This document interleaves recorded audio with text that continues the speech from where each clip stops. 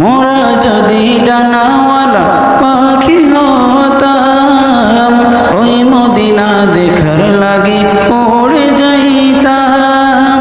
মোরা যদি ডানাওয়ালা পাখি হতাম, ওই মদিনা দেখার লাগে উড়ে যাইতাম। হৃদয় জোড়ে দেখতাম আমি নয়ন ভরে, দু জাহানের বাদশা নবী কামলিওয়ালা রে, দু জাহানের বাদশা নবী কামলিওয়ালা রে। আদি পিতা আদম যখন মুসিবতে পড়েন, মোদের নবীর উসিলাতে আল্লাহ কবুল করেন।